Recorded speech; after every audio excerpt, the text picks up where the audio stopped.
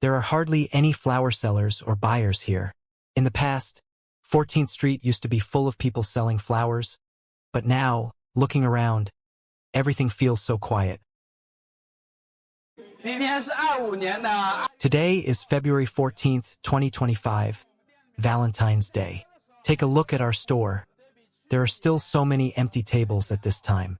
Compared to last year and the year before, our revenue has dropped significantly, not even a little. On the same day of Valentine's Day, compared to last year, our revenue has dropped by more than half. This year, the Simp economy has really collapsed, right, guys? Did you give gifts or send 520 or 1,314 red envelopes to your girlfriends? How many of your friends posted gifts, roses, or red envelopes today? In the past few years, on Valentine's Day, if you didn't give 999 roses, it seemed like you didn't love enough. And if you didn't send a 520 red envelope, it seemed like you didn't have sincerity. Guys, you were there, emptying your wallets to be simps, and the women were also forced into it. The competition between close friends was intense. But this year, Valentine's Day was different. The youth really turned the tables. Young people today are not consuming anymore, and if we look around in our hall, it's just clients from the 80s and 90s in their 30s. Young couples from the 90s and aughts are nowhere to be seen. Why is that? Because now everyone has realized that love isn't about spending money to show off, but about sincerity to live life together. Of course, the main reason is that the economy is declining sharply, and no one has money in their pockets anymore. This year, on Valentine's Day, I'm definitely not buying a gift for my wife. In the past 2 years, I don't know if you've noticed, but gift giving during holidays has decreased significantly. Even those social media posts showing bank transfers on Valentine's Day have become rare. Hotels raise their prices, and no one complains anymore. Even florists say that men have collectively become stingy. Now they don't even buy flowers. Before, after holidays like Valentine's Day or Christmas, people would come to buy bags, necklaces, and other gifts for their girlfriends and wives. In the past, economists called this phenomenon the simp economy. I don't know what men are thinking these days, but in my opinion, it's not that they've stopped loving, it's that they've woken up. Do you think simps' money grows on trees? Oh my God!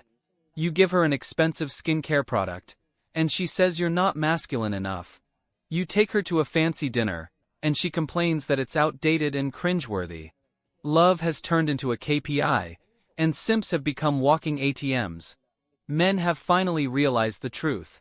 After all that effort, they end up with nothing. Loving yourself is better than being an ATM. But I think the real reason behind this shift is the decline in consumption. Nowadays, people aren't making much money. The youth unemployment rate has reached 20%. If young people are earning less, how can they afford to buy gifts? Cheap gifts are looked down upon, and expensive ones are unaffordable. Let's be honest, buying a simple bouquet of roses today can cost 200 to 300 yuan. Think about it, that's enough to pay a month's worth of utility bills. Another important point is that love should be mutual. So why should gift giving be one-sided? Shouldn't romance be something both partners create together through thoughtful surprises? Take me and my wife, for example.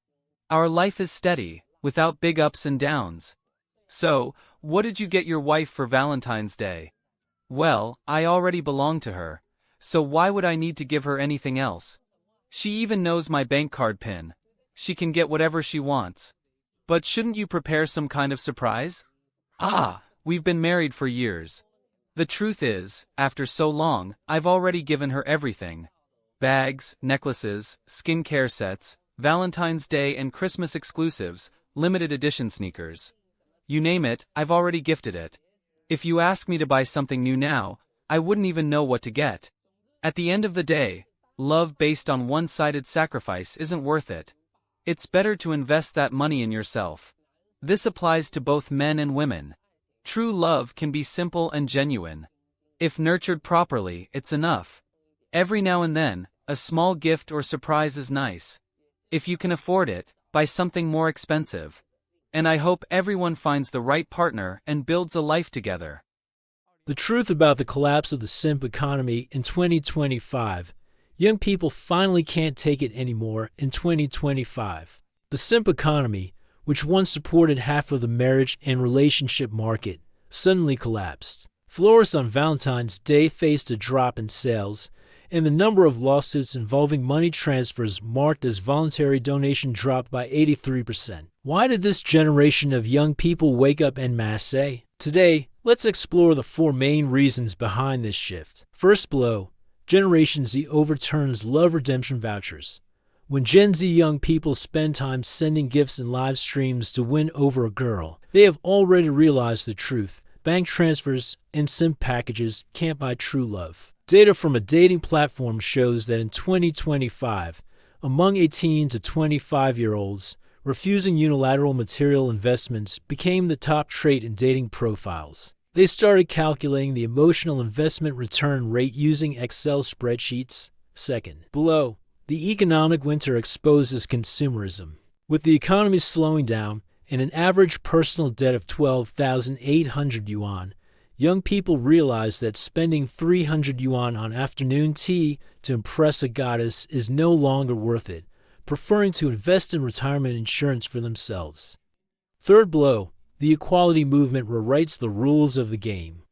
In 2025, the number of women in executive positions exceeded 41%, and they, financially independent, declared, "Want LV? I'll buy it myself. What I need is love." At the same time, men also began to react, questioning, "Why should I always pay for the date?" The new Gender Relations Manual survey revealed that the acceptance of cost-splitting dates surged by 370% in the last 3 years. Fourth blow, capital backfires, triggering systemic risk. While businesses were still focused on selling the first cup of autumn tea, young people had already shifted to shared consumption. The most ironic thing is that some popular couple package brands ended up attracting more single people who used their offers to celebrate breakup dinners, and the simp economy was ultimately betrayed by its own people. This collapse may seem sudden, but it is, in fact, an inevitable choice of the times. When love returns to its emotional essence and effort needs to be mutual, perhaps this is the best gift 2025 has given us. After all, love on its knees will never sustain a soul that stands tall. What do you think about this? 2025 might become the year when the simp economy completely collapses. On Valentine's Day, I really didn't see the usual hustle and bustle. No more classic scenes of couples strolling around, holding flowers and gifts. Aside from the success of Neza in cinemas, everything else was a total flop. Some say that men have finally woken up. Rather than spending money on women and getting nothing in return, why not buy something for themselves instead? Honestly, this argument makes a lot of sense. Remember when black monkey sneakers went viral last year? That completely shattered traditional spending habits. Men started indulging themselves without hesitation. Buying high-end gaming consoles and graphics cards worth over 10,000 yuan just to play a game that costs a few hundred? That single move destroyed the notion that men spend less than dogs. But in reality, these aren't even the main factors.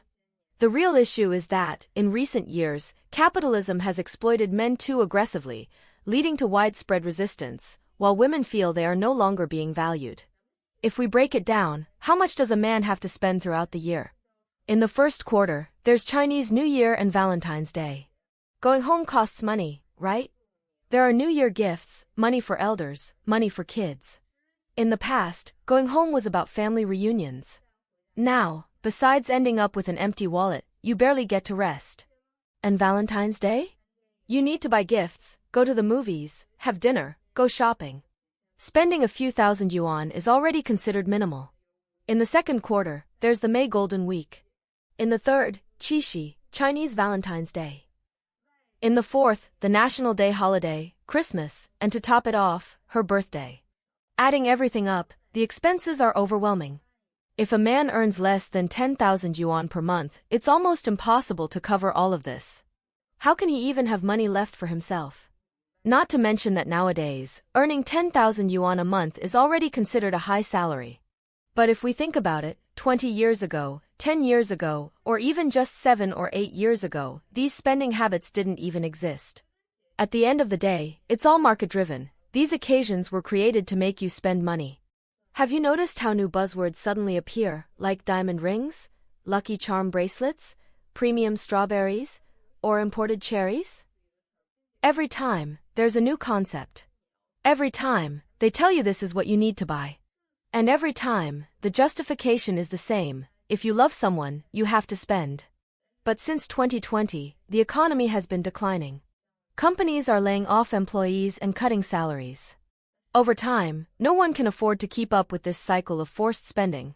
So in 2024, Chishi already showed signs of the simp economy breaking down. And in 2025, Valentine's Day completely collapsed. And honestly, that makes sense. If you have money, you can spend it however you want. But why let the market tell you how to spend it? Have you noticed how this year's Valentine's Day suddenly became so cold? It turns out that Simp Economy couldn't keep up. In the past, under the Simp Economy, businesses offered high-priced gift packages and created the anxiety that not spending money meant not loving, placing significant financial pressure on men. Now, men have started to calculate things more rationally. They've realized that excessive material contributions might not bring the corresponding emotional returns, and they no longer want to fall into this consumption trap. Moreover, with the global economic downturn, rising living costs like mortgages and rent have left young people with tight wallets, forcing them to prioritize basic living expenses. The budget for romance has been greatly squeezed, and there's no extra money for high spending on Valentine's Day. I have an employee who, because of high car loans and mortgages, didn't buy a gift for his girlfriend this Valentine's Day. At first, she didn't understand and wanted to break up, thinking he didn't love her anymore. Fortunately, her parents are very understanding and didn't make a big deal of it. There's another point: the awakening of men seeking a more equal perspective. In the traditional marriage model, men were trained to be the primary providers, making unilateral investments that created emotional imbalance. Now, men have started focusing on self-growth, seeking mutual relationships, and refusing to be an ATM. The marketing tactics today are just too strong. Merchants overly push holiday marketing, Valentine's Day, 520, Chishi, and even first cup of tea in autumn, among others. This has made young people see holidays as a form of exploitation, leading to disgust with excessive marketing and using silence and non-consumption as a way to organize resistance. Valentine's Day is no exception.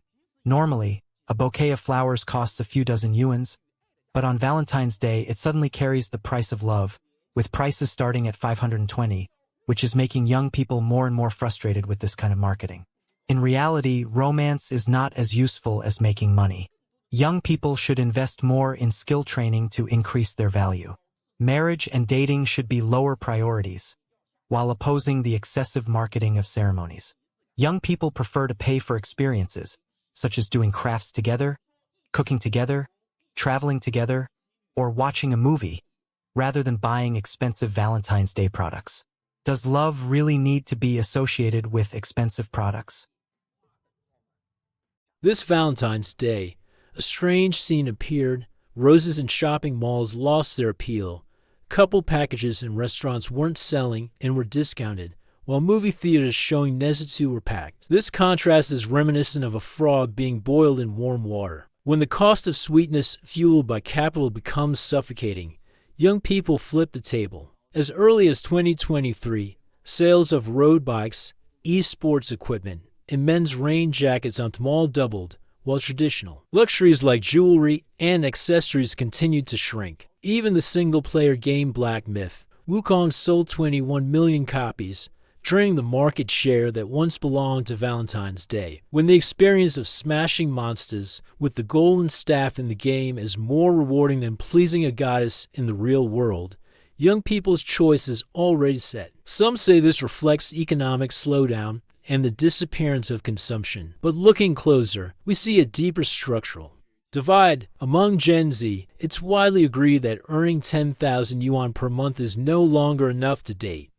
On Valentine's Day, the average spending is 3,000 yuan, which is more than half of an average office worker's salary. And then there's May 1st, July 20th, National Day, Christmas, and the annual anniversary, forming a sequence of 7 major expenses. In the current climate, 72% of men born in the 90s say that keeping their job is more important than being a simp because, without a job, they don't even have the right to breathe. The deeper change is the update in male values. In the past, men saved up to buy an iPhone to impress a woman. Today, they prefer to spend 3 months' salary on a high-end graphics card to play as the Monkey King in a game. This isn't stinginess, but an awakening of consumer decision-making power. Dating platform surveys reveal the truth. 61% of men demand cost-sharing in relationships, and there's even a contract partners model with shared rent, alternating housework, and financial accounting. They turn relationships into joint stock companies. Young people are not devoid of romance. What happened is that capital used rings and cherries to manipulate love, but that trick failed.